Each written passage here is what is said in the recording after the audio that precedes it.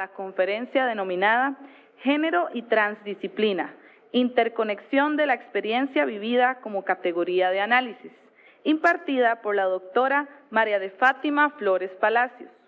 La señora Flores es doctora en Psicología por la Universidad Autónoma de Madrid. Es fundadora del primer Centro de Estudios de la Mujer de la Universidad Autónoma de México, tutora del programa interdisciplinario en Estudios de la Mujer del Colegio de México y coordinadora del proyecto Género y Representaciones Sociales del Centro Peninsular en Humanidades y en Ciencias Sociales de la Universidad Autónoma de México. Adelante.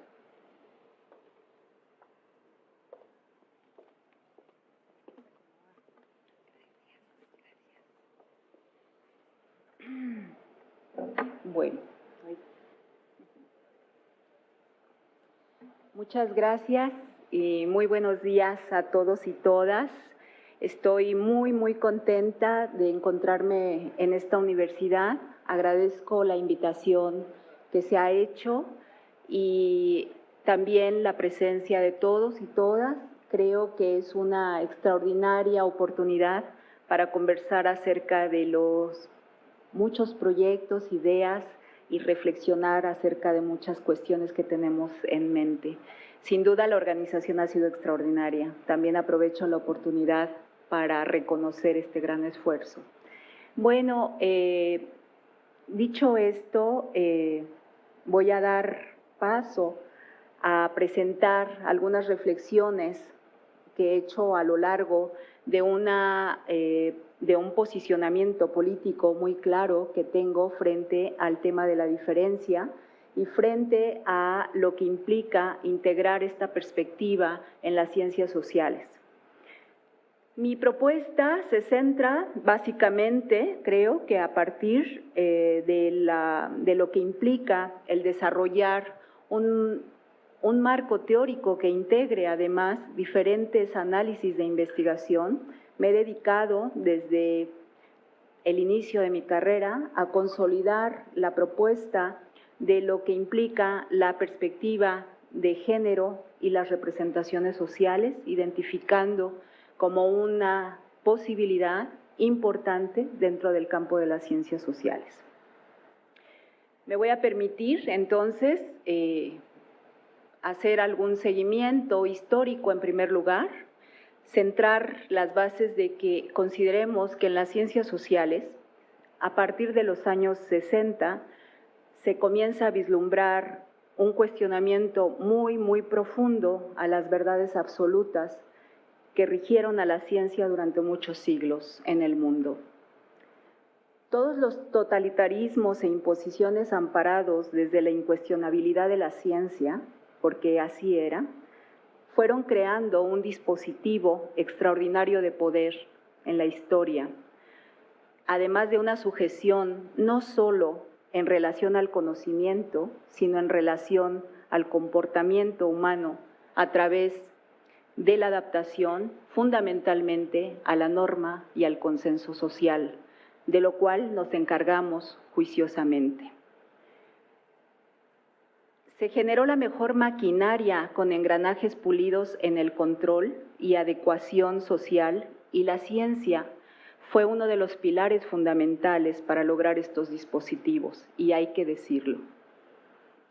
Al igual que la Iglesia y el Estado, las normas morales fueron también dispositivos clave para ello, como el matrimonio y la propiedad privada, que han sido integradas a la vida cotidiana de las culturas occidentales como garante de mayor regulación y control social. En la ciencia de aquella época, se consolida el binarismo sujeto-objeto, y el territorio disciplinario, sin duda, se consagra a través de métodos únicos y hegemónicos. Por lo tanto, se ocupan campos de conocimiento como propiedad privada, en donde el diálogo solo se establecía a partir de la misma resonancia y de la adecuación a la factibilidad del hecho. A partir de la misma A partir de las hipótesis y variables, se fueron las únicas apuestas en la controversia de la verdad. Los estudios cuantitativos determinaban las contundencias del conocimiento. La subjetividad no hacía parte de la ciencia. En aquel entonces era remitida a la experiencia personal, los asuntos privados se discutían en la inmediación de los afectos. Eso de ninguna manera tenía que ver con ciencia, y mucho menos con la generación de conocimiento. Las universidades de aquel entonces estaban igualmente al servicio de un orden establecido, que fueron preservando ideologías hegemónicas y constituyendo siempre validaciones desde la ciencia.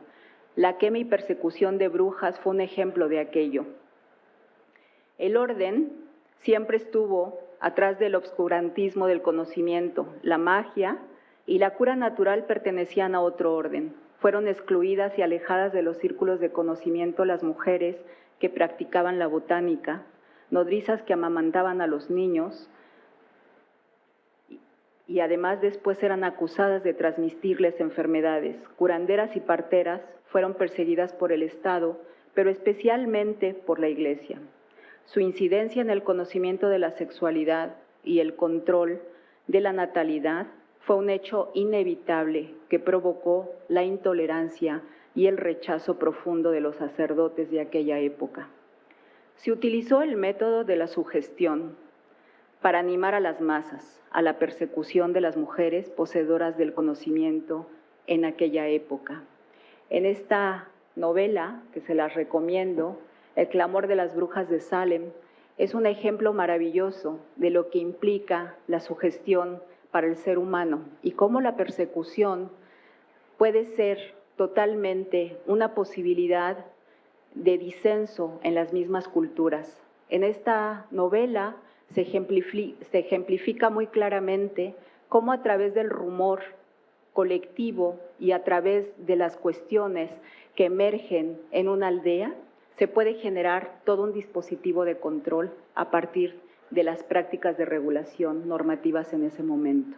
Creo que esta novela marca un hito en la constitución de lo que implica la sugestión y los posicionamientos culturales en una construcción social que parte finalmente de un hecho hegemónico. En la actualidad, la clitoridectomía ya no es un tema que pertenece a la cultura, que lo impone y lo practica. Es más bien un fenómeno que se discute en el mundo entero, porque los cuestionamientos globales de contextos específicos han pasado a la exposición del ámbito público e internacional. Se construyen debates acerca de si esos valores de una cultura como la musulmana se pueden seguir imponiendo a las personas que pertenecen a ese clan. Las niñas musulmanas, nacidas en Francia, por ejemplo, deberán seguir la tradición de su referente cultural o habrá que denunciar esa práctica como delito sobre el que el Estado debe de actuar. Pregunta. Estado e Iglesia cultivaron un poder político que tuvo su impacto en el control desde la imposición, pero había que consolidar nuevas formas de legitimación y poder menos brutales y bárbaras en su práctica. No así en su resultado, como lo veremos más adelante. Surge el Estado moderno en el siglo XVIII, perpetuándose hasta finales del XIX. Su interés estuvo centrado en la homogenización y centralización del poder, el reforzamiento del vínculo con la Iglesia y se constituyen nuevos dispositivos de control que fueron creando un sistema mucho más sofisticado de sujeción y adecuación a la norma. La época de la barbarie y las trincheras se había terminado. La que sigue.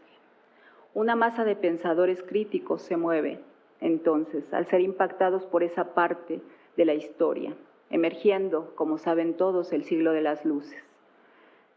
Y ahí, la época de la Ilustración que viene a cuestionar el orden establecido y el poder de la Iglesia, los grupos contestatarios y los pensadores liberales forman parte de ese gran movimiento, particularmente en Europa. El feminismo, entonces hace su aparición justo en aquella época, a través de figuras centralísimas como Mary Wollstonecraft en 1792, que escribe la obra Vindicación de los Derechos de la Mujer, y en 1792 orienta la importancia de la educación de las mujeres Olympia de Gauche. En 1791, que aporta un documento muy importante e histórico, la Declaración de los Derechos de la Mujer y de la Ciudadanía. Por primera vez en la historia del mundo se mencionan las demandas de igualdad y libertad y derecho al voto como forma de reconocimiento ciudadano para las mujeres. No podemos olvidar que esta mujer, Olympia de Gauche, fue guillotinada por su atrevimiento y reivindicación política. Sin embargo, las ideologías predominantes del Estado moderno continuaron con su afianzamiento hasta llegar a generar la Primera y Segunda Guerra Mundial, situándonos en el marco histórico a través de esta imposición de sistemas totalizantes en donde cobraron fuerza ideologías xenófobas que fueron capaces de exterminar a millones de personas. Entonces, los sistemas totalitarios y regímenes dictatoriales emergieron con el objetivo de marcar una nueva relación humana. El movimiento sufragista se impone y en 1917 se aprueba la ley del sufragio femenino en Estados Unidos. Veamos algunos datos de la conquista del voto femenino en esta próxima gráfica. Si se dan cuenta, ahí tenemos algunos datos en donde hay países que desde 1938, como Bolivia, adquieren el voto, y países que hasta 1980, como Irak, adquieren el voto. Quiere decir que el tema de la política, la cultura, tiene una implicación muy fuerte también en la determinación de los derechos. Y no porque el voto sea una condición necesaria en términos de pensamiento político y en términos de conquistas, pero sí es importante en términos de reconocimientos como sujetos de derecho. Y creo que esto también nos muestra cómo se fue legitimizando poco a poco la capacidad del derecho a ser sujetos políticos de las mujeres. Y aquí podemos ir viendo, si analizamos con detenimiento también la historia de la conquista del voto, podemos ir registrando cómo han sido las evoluciones de los diferentes países y de sus diferentes culturas. Por ahora, creo que es una importancia muy fuerte que en la obra de Simone de Beauvoir, ya estando en 49, se cristaliza una nueva era del feminismo y es paradigmática. La entrada de esta gran pensadora feminista fortalece un nuevo paradigma en el pensamiento. Los conceptos simbólicos en ese sentido cobran mucha importancia y la función de la cultura se traslada a los significados del cuerpo y sus funciones. Recordemos que Simone de Beauvoir tiene la frase reconocidísima: no se nace mujer, se hace mujer en la cultura. Entonces, el cuerpo y sus funciones adquieren por primera vez en la historia un significado importantísimo que es paradigmático en la condición de las mujeres. Se considera a partir de ahí la maternidad como un proceso cultural y no como un destino biológico, como anteriormente durante los siglos que precedieron estaba totalmente el sistema configurado de esa manera. Naturaleza, desde un pensamiento muy cartesiano, sujeto-objeto, destino, naturaleza, biología, maternidad. Entonces, en el segundo sexo, Simone de Beauvoir aporta la importancia de pensar en que la construcción social de la mujer es una evolución paradigmática y el feminismo lo retoma como una conceptualización muy importante. Como se sabe, más adelante, siguiendo un poco la tradición histórica del pensamiento liberal y de lo que ha implicado el desarrollo también de la conquista de derechos, la Escuela de Chicago se construyó en gran parte a partir de las migraciones europeas al continente americano después de la Segunda Guerra Mundial, consagrándose una nueva élite de pensamiento a través de ese efecto social que influye en el conocimiento y cuestiona los órdenes y afectos de las dictaduras y estados impositivos. En esta época, el feminismo liberal introduce las concepciones clave de la desigualdad y exclusión social, que hoy continúan siendo dimensiones centralísimas en los llamados estudios de género, que a partir de los años 80 han reivindicado una apuesta al análisis de la diferencia social y cultural entre hombres y mujeres. Más adelante vamos a volver a esto. Por ahora quiero remarcar,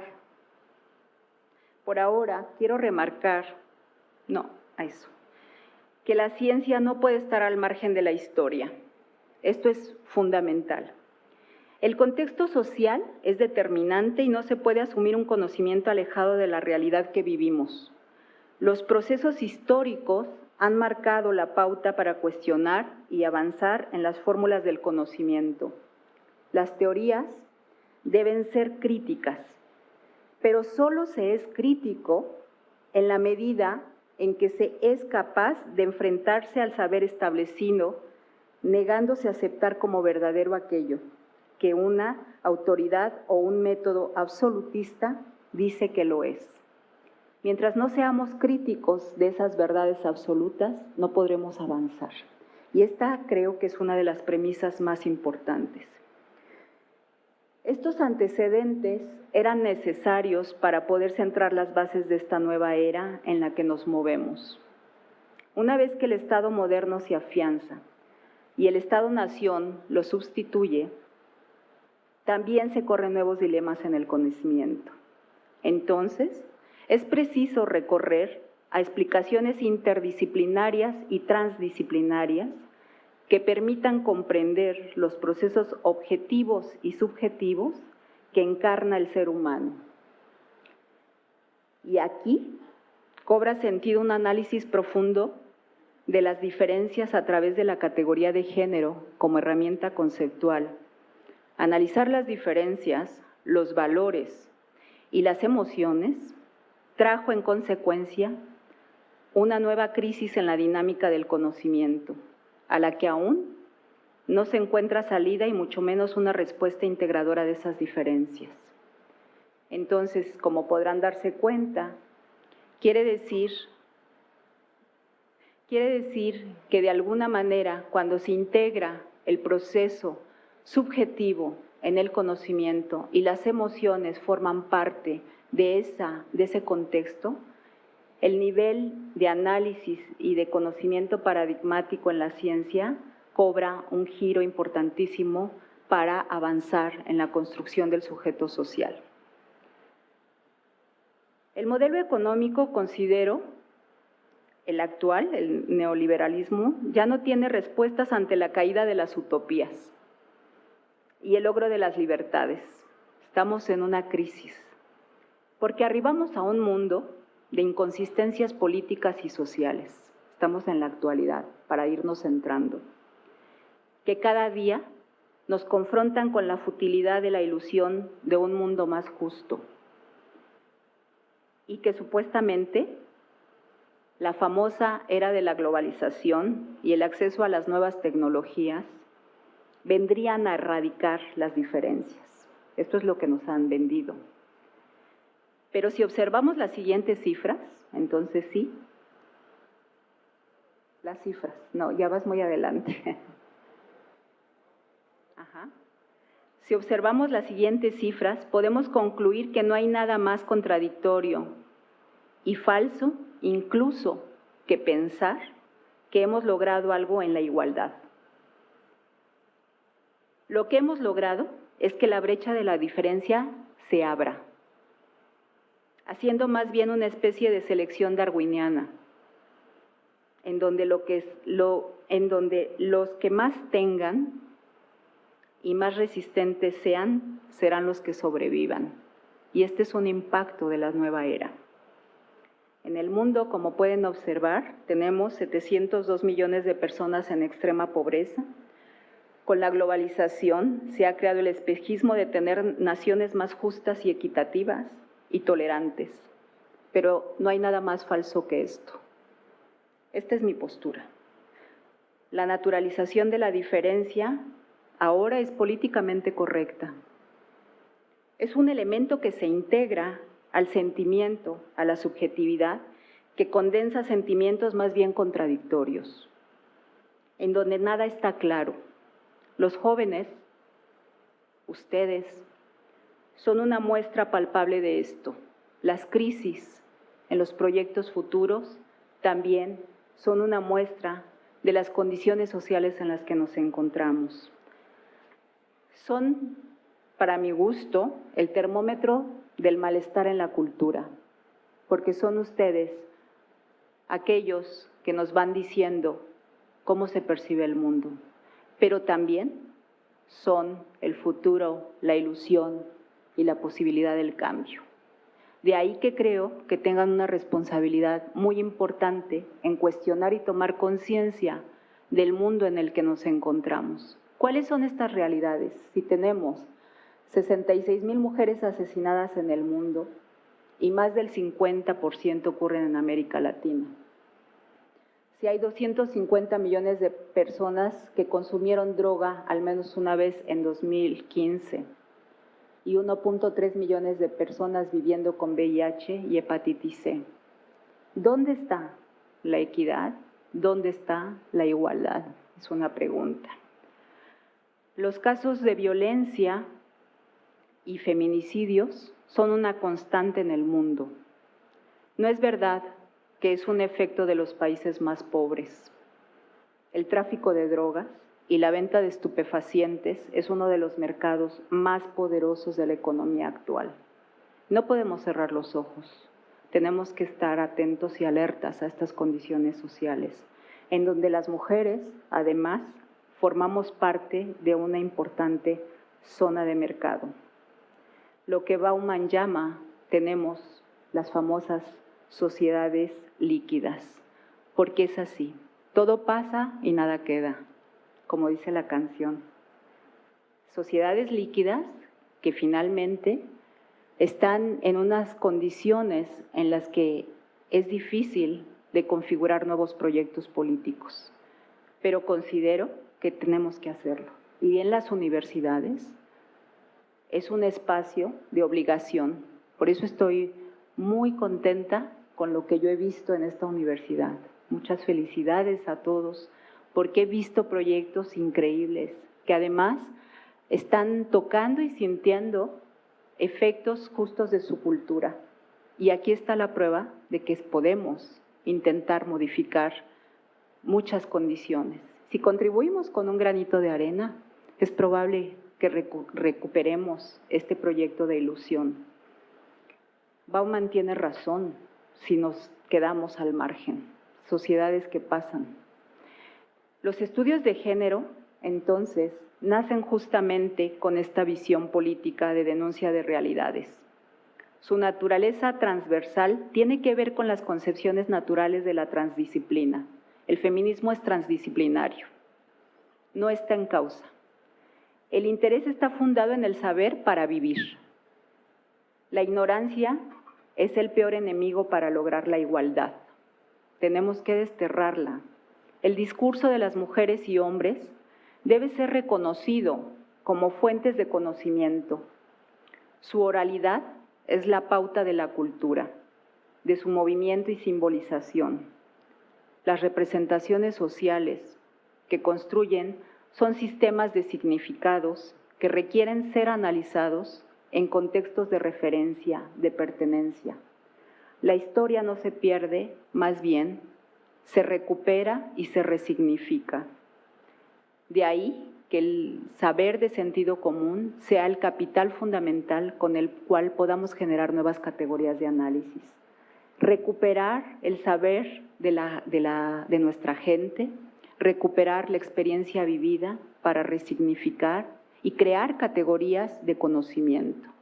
No se crean el conocimiento en el aula, no se construyen categorías a priori, las categorías de conocimiento se construyen afuera. en el vínculo con las comunidades, en el vínculo con nuestras sociedades, en el vínculo con aquellas preocupaciones para generar políticas públicas adecuadas. Y eso es lo que tenemos que hacer. Por eso, el conocimiento de sentido común adquiere una categoría universal, donde todo ser humano tenemos un conocimiento, y ese conocimiento nos da un saber poder y un poder para saber.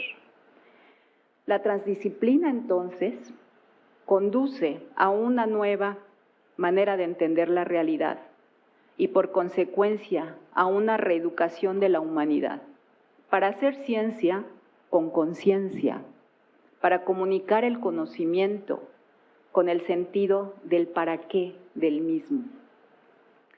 El pensamiento complejo apunta que es necesario articular y organizar los conocimientos para reconvertir y reconocer de otra manera los problemas de la realidad.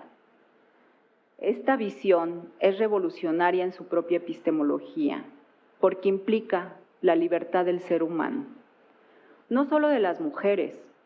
Esa es una falsa y gran distorsión que el feminismo radical en su momento permitió que se introdujera como pensamiento totalizante. Las diferencias entre hombres y mujeres existen, claro que sí, y deben situarse en su justo lugar con sus propias dinámicas de interacción y sus alcances de poder, con sus propios déficits personales y sociales, que su propia historia también ha marcado como sujetos, pero también como colectivos.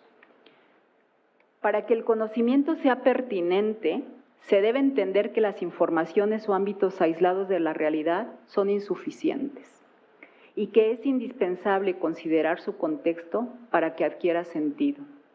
Además, se debe concebir el conjunto como un todo organizacional que contiene partes diversas, ligadas de manera interretroactiva y sistémica, como ayer lo veíamos en la conferencia de Álvaro. Es así, comparto. Es necesario comprender que las unidades complejas son multidimensionales y relacionan recursivamente pasado, presente y futuro. Por ejemplo, concibiendo al ser humano como ser biológico, psíquico, social, afectivo y racional, en movimiento. De ahí que apostemos a la importancia que tiene el conocimiento del contexto situado, para no caer en falsas suposiciones o en la generalización de la realidad como si se tratara de una sola. Para generar conocimiento situado, tenemos que comprender que son microculturas en las mismas culturas que se están organizando y definiendo. Voy a permitirme mostrar, entonces, algunos ejemplos de investigación aplicada que hemos desarrollado a partir de estas concepciones en representaciones sociales, contextos situados. Por favor, la que sigue. Durante muchos años me dediqué a investigar el tema de VIH-Sida en diferentes contextos, jóvenes, niños, parejas, mujeres, hombres. En el contexto de la migración, por ejemplo, que fue un indicador de vulnerabilidad social importantísima como vulnerabilidad acumulada que pone en desventaja ante el VIH-Sida a las mujeres en el contexto de la migración. Voy a volver a explicar esto.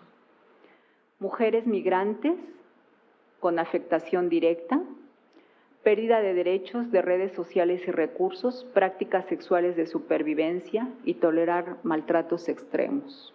Todo con la dimensión de la migración. Las mujeres que se quedan en sus lugares de origen como afectación indirecta, que ayer comentaba en la mesa, realmente los hombres migrantes, cuando tienen mayor probabilidad de infectarse y diseminar el VIH en el trayecto del lugar del destino o bien al regreso del lugar de origen. Existen prácticas con trabajadoras sexuales y en ocasiones con otros hombres. Encontramos, por ejemplo, que en el contexto de la investigación en VIH había números elevados de lo que implicaban las cifras de VIH en una comunidad en el estado de Morelos, en México, y nos llamó la atención porque fue una alerta. Es una comunidad migrante en donde los hombres van a Estados Unidos y regresan entre noviembre, diciembre y enero a celebrar las Navidades. Y justo a partir de enero, febrero, marzo se elevaban las cifras epidemiológicas y esto nos puso en alerta. Cuando detectamos, junto con los servicios de salud del Estado, que efectivamente había una transmisión porque sus compañeros habían regresado a su lugar de origen, y muchas veces estas mujeres ni siquiera sabían que tenían el virus. Y este fue un efecto directo de lo que implica el proceso de migración. De igual manera, entendimos y comprendimos, por ejemplo, en otra investigación con VIH, en la zona justamente de sur del país,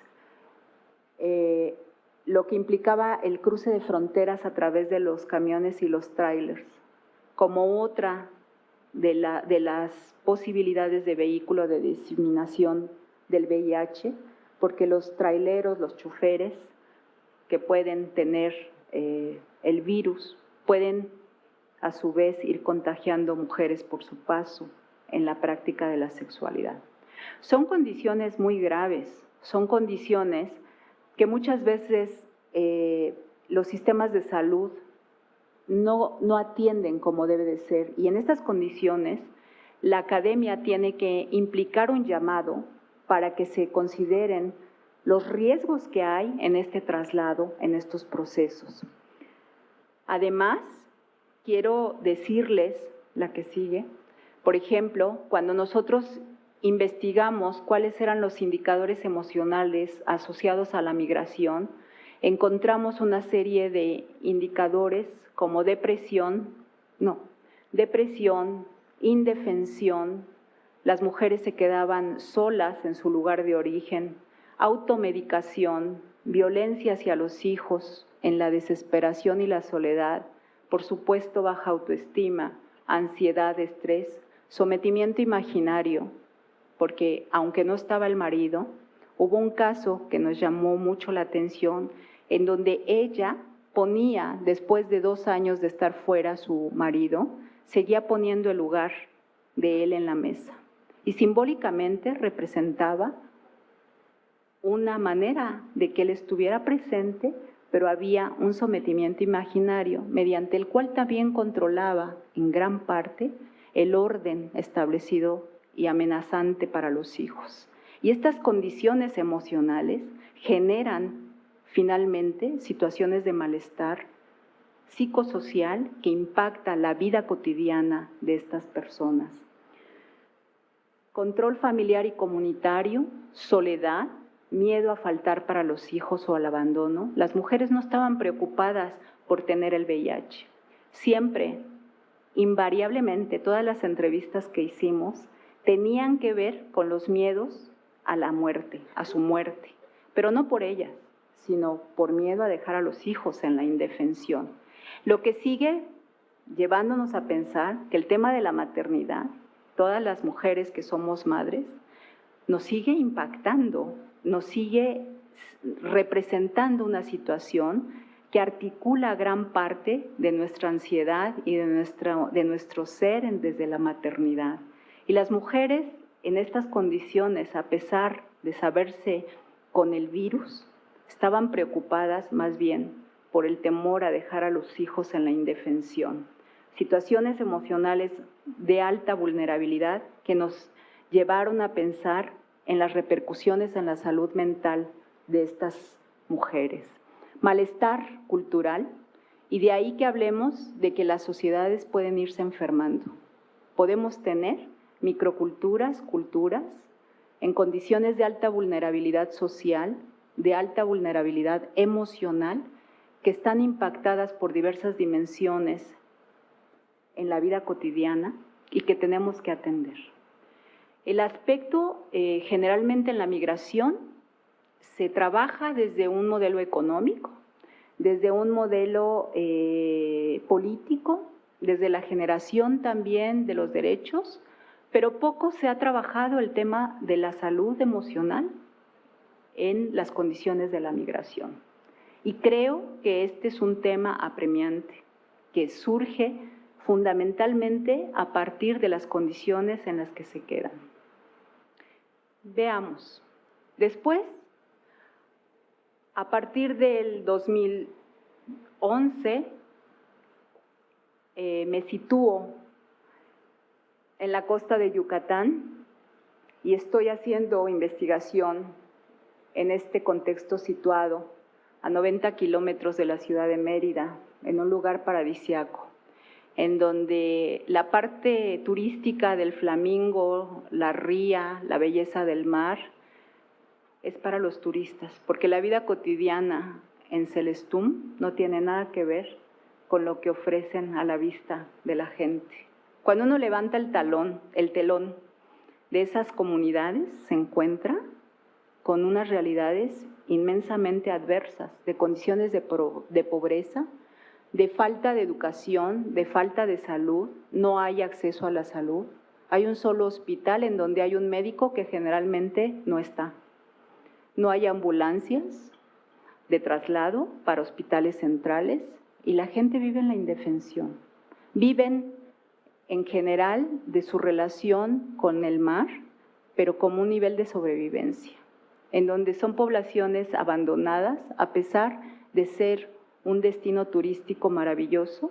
Las condiciones en las que se dan las relaciones de interacción son condiciones en donde hay violencia intrafamiliar, alto consumo de alcohol, consumo de droga, abandono por parte de los jóvenes de la escuela, porque entonces el sistema hegemónico heteronormativo también los llama para que pronto y rápidamente se dediquen en el rol del proveedor como sus padres y abandonan la escuela, son pescadores. Muchos de ellos ni siquiera llegan al bachillerato. A los 16, 17 años asumen el rol de pescadores y esto implica también otro impacto en las mujeres, los embarazos tempranos. Los embarazos tempranos a los 14, 16, 17 es otro fenómeno importante. El abuso sexual es otra de los condicionamientos que ahí se vive y entonces hay una relación muy importante entre las condiciones de vulnerabilidad y las condiciones de falta de educación y falta de oportunidades en esta sociedad.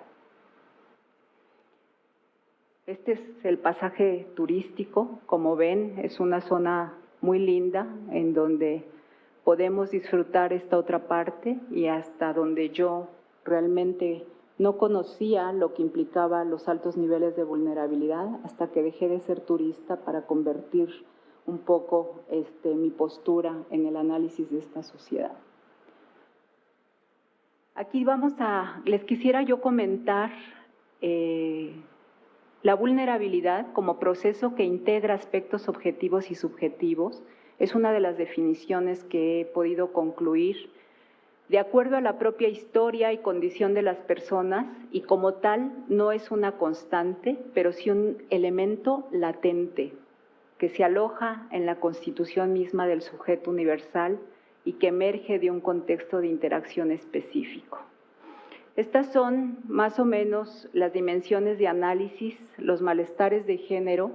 Si ustedes se dan cuenta, encontramos desde las entrevistas fue ir armando estos indicadores para generar nuevas pautas de conocimiento.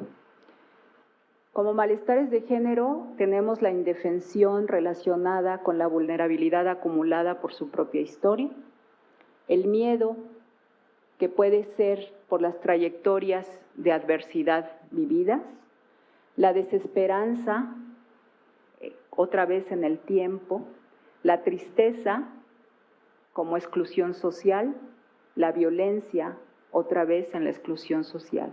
Y esta dinámica relacional lo que nos ha permitido es considerar como un todo integrado para el análisis justamente de estas condiciones subjetivas y condiciones objetivas que se traslapan, que están interrelacionadas, que son sistémicas en el funcionamiento.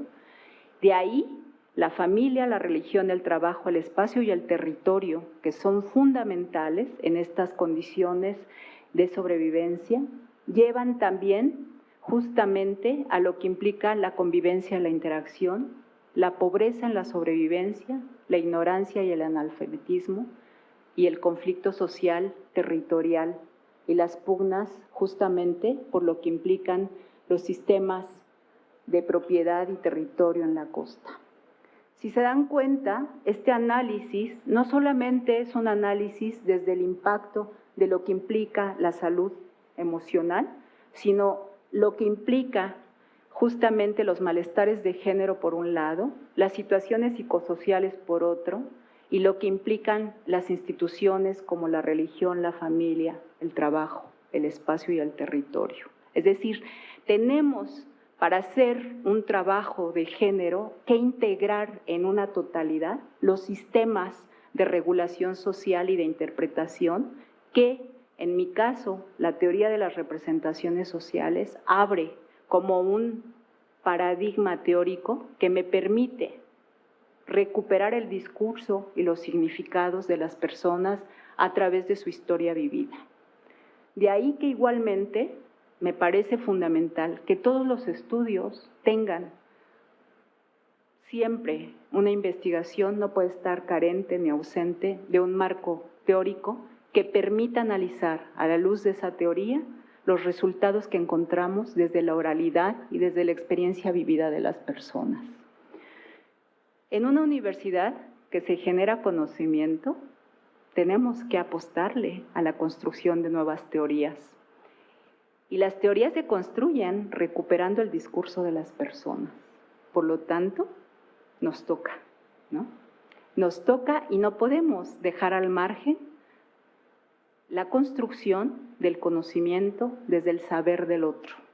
El otro es importante.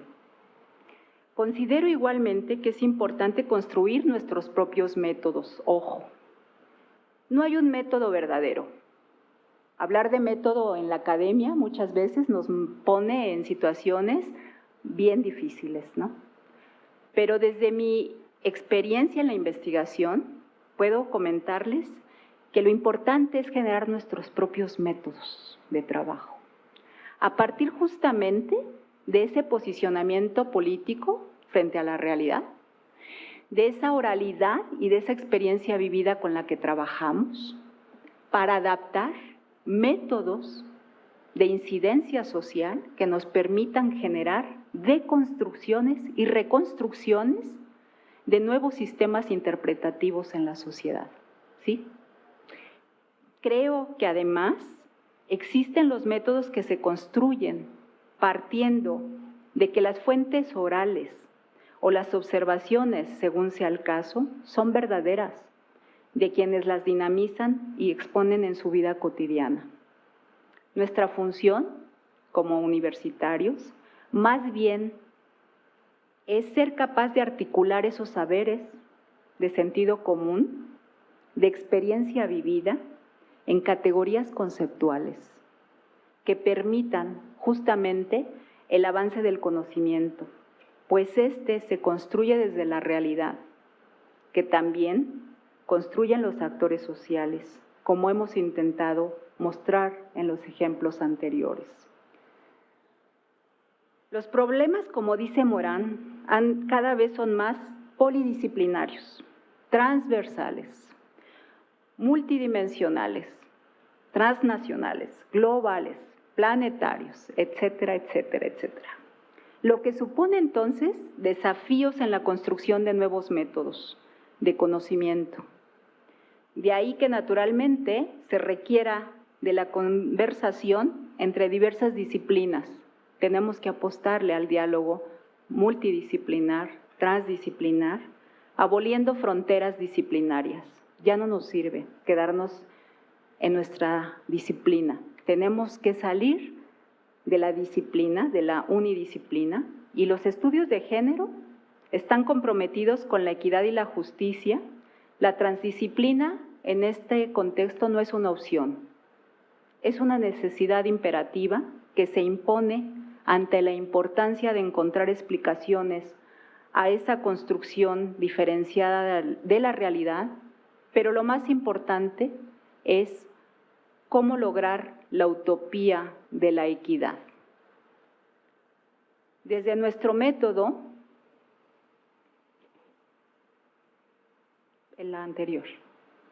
desde nuestro método, entonces, proponemos 3 ejes que se articulan importantes en la investigación con perspectiva de género. El político, como posicionamiento firme ante la realidad y el conocimiento que se construye, centrado en la base de creación y liberación. El epistemológico, como la vertiente de conocimiento que desafía verdades absolutas y rechaza la frontera disciplinaria. Y el tercero, muy importante, el filosófico y ético, que recupera el proyecto ilustrado del feminismo. Me parece que si tenemos estos 3 ejes en el método, en los estudios de género, vamos a poder ser consecuentes con el posicionamiento político que se adquiere. Nuestro método, en conclusión, apunta a intentar captar todas aquellas resonancias subjetivas de los significados que las personas construyen desde su discurso y experiencia, lo que constituye finalmente su bagaje representacional, a través del cual también le dan sentido a su experiencia vivida. La subjetividad y singularidad son 2 procesos que se construyen en paralelo, hasta trastocarse y fundirse en la unicidad del sujeto, aquello que llamamos afectividad. Trabajemos con la afectividad. La afectividad es un capital que tenemos todos y todas. Para esto es una dimensión importante que las representaciones sociales se recupera.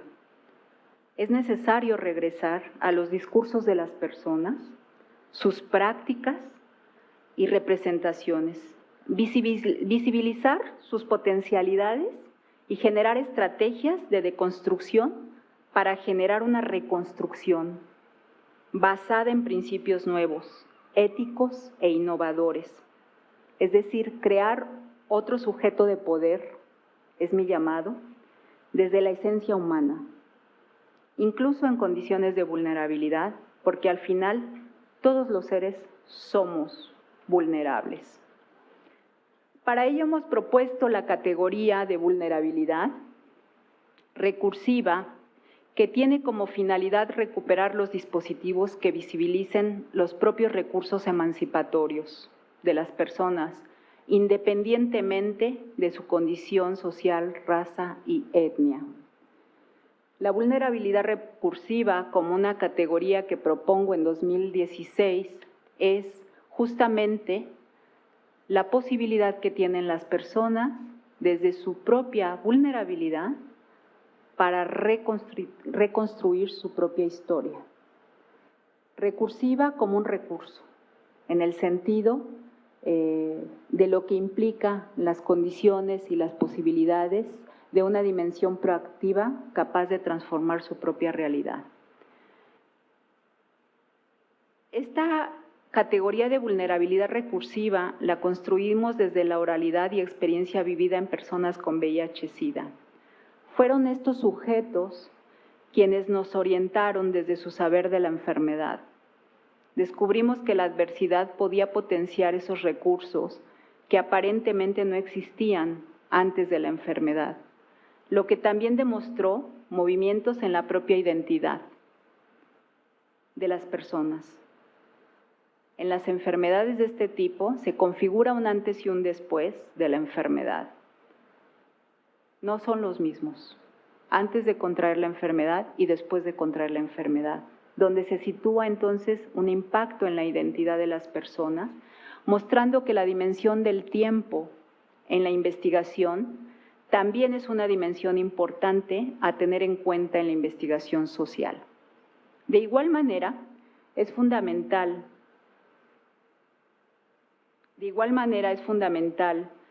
En nuestro método, visibilizar nuevas lógicas relacionales de acuerdo a las circunstancias, además de dilucidar las resistencias a la igualdad.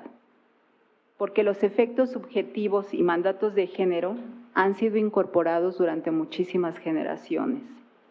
Se trata, pues, de analizar la singularidad colectiva y no esencial, como podría suponer un paradigma funcionalista. No es el esencialismo. Lo que nos interesa es justamente la parte colectiva de esas interpretaciones subjetivas que se hacen. En este sentido, pensar actuar en diferencias y desde ellas que no queden apresadas en el a priori moderno que establece que la diferencia solo puede ser pensada como negativo de lo idéntico. Y esto es muy importante. Entonces, así como avanzar tanto en la construcción conceptual y metodológica de criterios transdisciplinarios como la conformación de sus redes globales, de epistemología crítica, crear matrices generativas, aspectos relacionales entre objeto y dimensión y problema. Esto es fundamental. Regresar a incorporar la relación entre objeto, dimensión y problema. Esto debe ser una exigencia de cualquier investigación que se atribuya el calificativo de estudio de género. La que sigue. Finalmente, considero que el hecho de recuperar la dimensión humana en la investigación requiere que actuemos desde el potencial deseante, desde el amar, crear, erotizar y vivir a partir del reconocimiento de la capacidad constructiva de las personas, del sujeto. En pocas palabras, apostemos finalmente a una nueva estética de las relaciones humanas. Muchas gracias.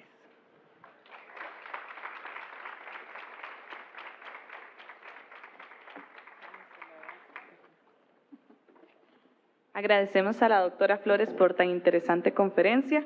En este momento abriremos un espacio de preguntas, para lo cual contamos con un micrófono en el área del público.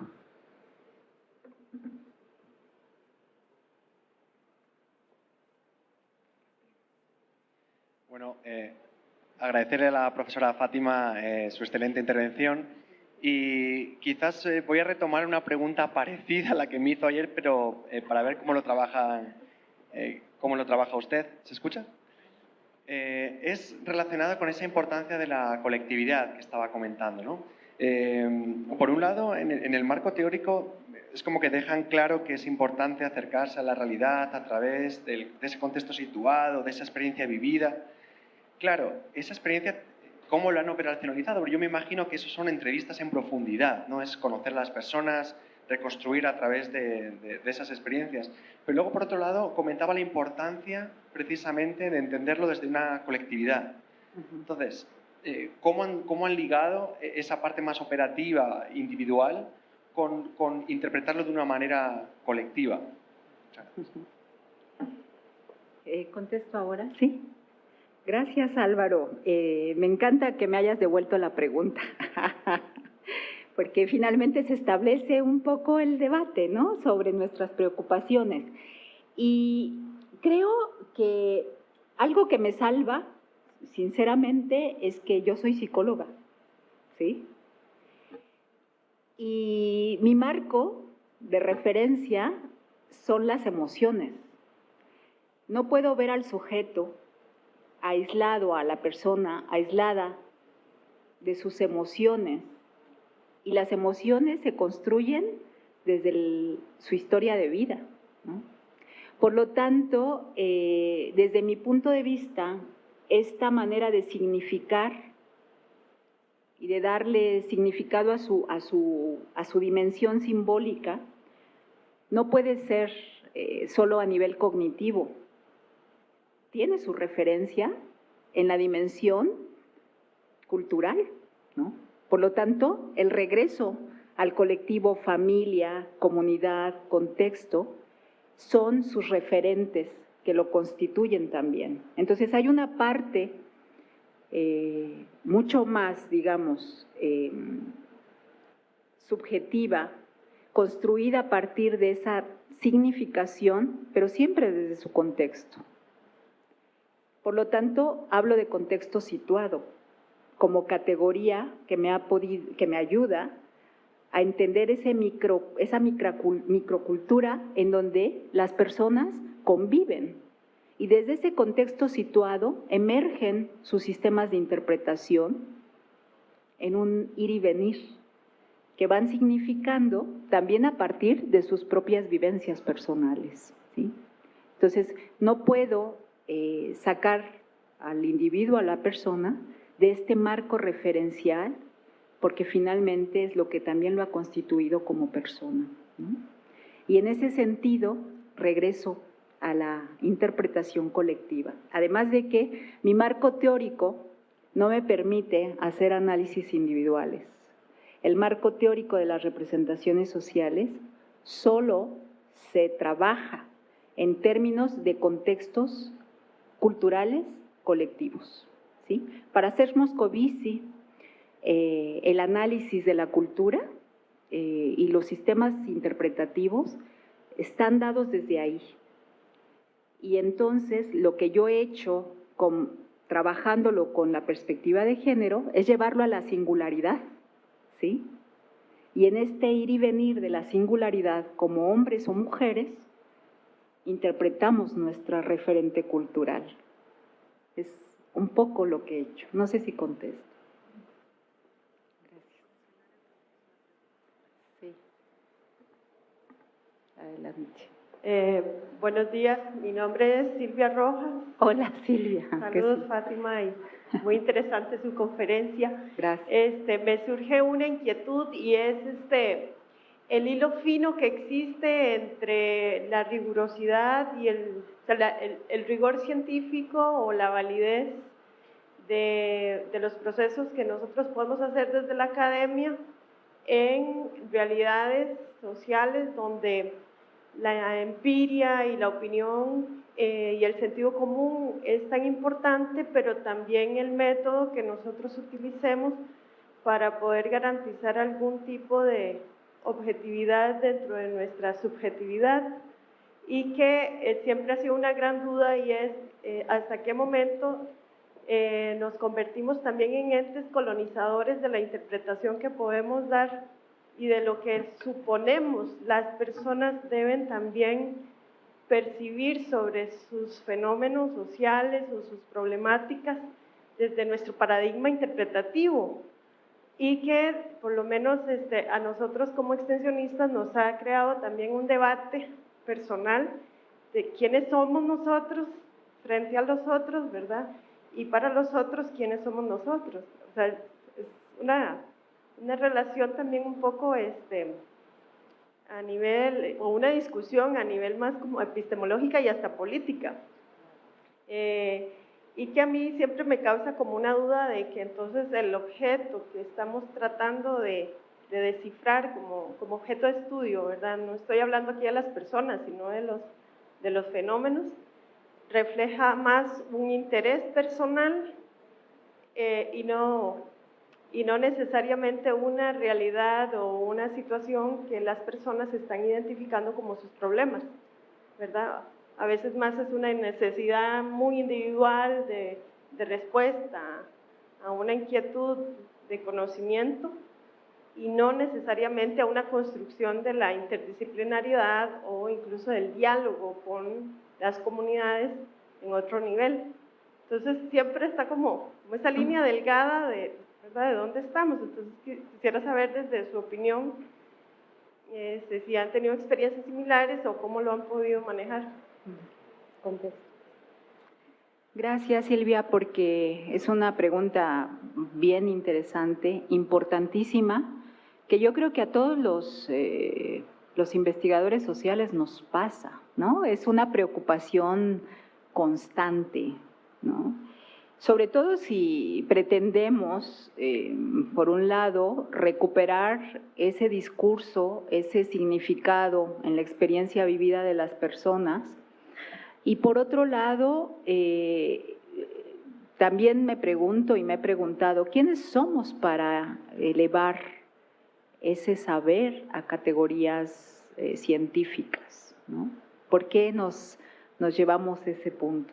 Creo que algo que estás